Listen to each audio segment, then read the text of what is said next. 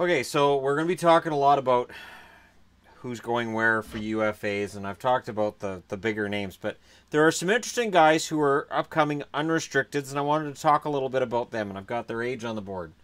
Out of Anaheim, Antoine Vermette, 35.9 years of age, so almost 36. Vermette's an interesting one for me because I still think he can be useful as a fourth-line center. I'm not saying that he's got the offensive upside anymore. I'm not saying he's going to have some kind of a renaissance somewhere, but he can still be useful in certain spots. And it's those guys that get signed in July that nobody pays attention to, that the following June they're like, man, what a smart signing that guy was. And Kevin Bieksa, also of the Anaheim Ducks. And I know Duck fans were very anti-Bieksa, for the most part, not all, but a lot. I, as a Canucks fan, wouldn't mind seeing him come back on a one-year return to Vancouver. I think him retiring a Canuck would be fantastic. But he can still be very useful as a number 6/7 defenseman. He is not fleet of foot. His offense is no longer what it was, but he is still capable of being I don't want to say force on the ice. I'm trying to find the right words. He has the capability of bouncing back next year and having a nice run somewhere. I look at Toronto and the fact that Roman Polak is out of there unless they re-sign him. Bieksa in Toronto wouldn't be terrible for the Leafs. Not as a number 6, number 7 guy. Kevin Connauton in Arizona. He put up 10 goals this year.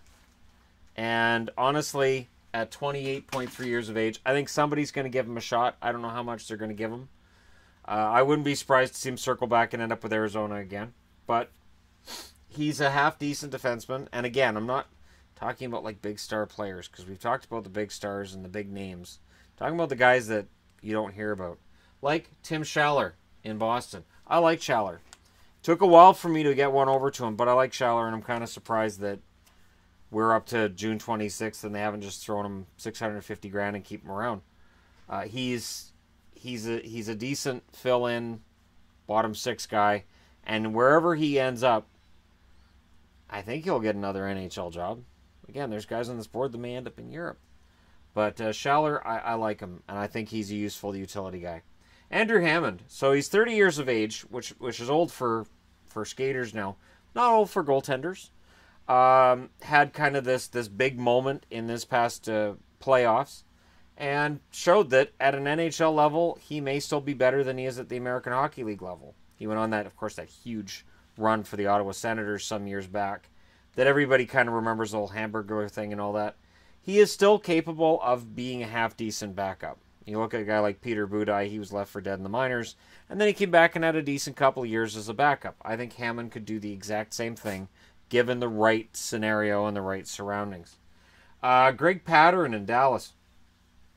Pateryn, I don't see him returning to Dallas, but I do think that he played well enough that at 28 years of age, somebody's going to give him a shot. And he, again, is one of those under-the-radar signings. Ken Appleby in New Jersey, not a qualified restricted free agent. So New Jersey, again, can circle back and sign him. They're just saying we're not going to qualify him and he can go unrestricted on July 1st. As a number 3 guy, you could do worse. You really could. Christopher Gibson from the Islanders, 25.5 years of age. Appleby's 23.2. I don't think I mentioned that. Gibson, and for people wondering, why do you have the points? Because I got it off roster resource, and I figured off roster resource I might as well just include the ages the same way they do. So Gibson, 25.5. He played well enough in a stretch there for the Islanders that I think he'll get a look somewhere.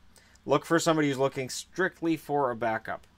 Somebody's saying we need a backup goaltender, and that's it. We don't need a starter. We don't need any controversy. Just a backup goaltender. And Gibson may very well find himself a job that way.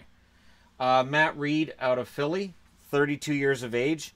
Struggled over the last couple of years. In the right situation, on the right roster, absolutely can thrive. Josh Juris in Pittsburgh, 28 years of age. Had a kind of a stops and starts this year. On the right team, again, it can work.